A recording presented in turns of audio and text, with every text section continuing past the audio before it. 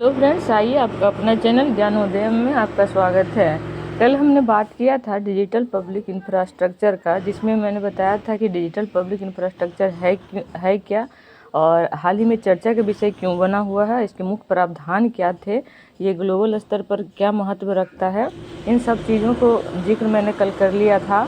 मैंने ये भी बताया था कि GDPR और SIF में डिफरेंसेस क्या है, लेकिन इसके कुछ पार्ट्स कल मैंने समय अभाव रहने के कारण छोड़ दिया था। तो आ जाइए उसके बचे हुए पार्ट हम करते हैं, जिसमें हम DPI में भारत की भूमिका को देखते हैं कि इसमें भारत की भूमिका क्या है। तो आज की छोटी सी वीडियो बनेगी जिसमें आप सिर्फ भारत को इंक्लूड करना है, बाकी कल मैंने बता दिया था। तो चलिए आज भारत की भूमिका को जान लेते हैं। तो बात करते हैं भारत की भूमिका में एक एक करके। पहचान प्रणाली IIIT बेंगलुरु ने modular open source identity platform की शुरुआत की। इसका उद्देश्य अन्य देशों को आधार जैसी प्रणाली विकसित करने में मदद करना है। अब तक श्रीलंका, सिएरा लियोन जैसे 10 से अधिक देशों ने MoSIP प्रोजेक्ट्स आरंभ कर दिए। दूसरा, भुगतान लिंकेज। भारत अपनी यूनिफाइड पेमेंट इंटरफेस अर्थात UPI भुगतान प्रणाली की पहुंच बढ़ाने के लिए अलग अलग देशों के साथ समझौतों पर हस्ताक्षर किए।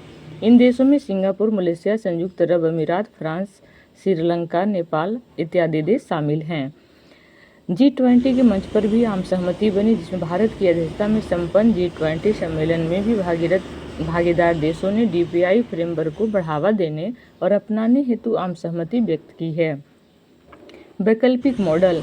भारत के DPIS पारंपरिक बिग टेक दृष्टिकोण के लिए एक वैकल्पिक मॉडल प्रस्तुत करते हैं। यह मॉडल सार्वजनिक स्वामित्व सुनिश्चित करने और अति महत्वपूर्ण अवसंरचना की सुरक्षा पर बल देता है। वन फ्यूचर एलायंस, जिसे OFA शॉर्ट में कहा जाता है, भारत ने LMICS के भीतर DPI को लागू करने के लिए क्षमता निर्माण, तकनीकी सहायता तथा वित्तीय सहायता देने के लिए OFA का प्रस्ताव रखा। Next, open source infrastructure.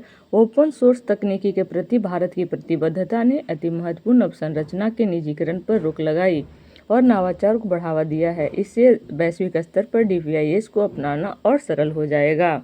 इस प्रकार है कि DPI प्रणाली पूरी तरह से दोष मुक्त नहीं है और सभी समस्याओं का समाधान भी नहीं है। अगर इसे सही तरीके से डिजाइन नहीं किया गया तो डेटा गोपनीयता और उपयोगकर्ताओं की सुरक्षा जैसी गंभीर जोखिम उत्पन्न हो सकते हैं। हालांकि अगर DPIS को दूरदर्शिता के साथ बनाया जाता है तो ये आर्थिक गतिविधियों को बढ़ावा दे सकते हैं और समुदायों को अधिक सार्थक जीवन जीने में मदद कर सकते हैं। आगामी दशक में अभी तक उपयोग में नहीं लाए गए क्षेत्रों में भी DPI को कुशल तरीके से लागू करना यह निर्धारित कर सकता है कि हम एक राष्ट्र के रूप में कैसे विकसित होंगे।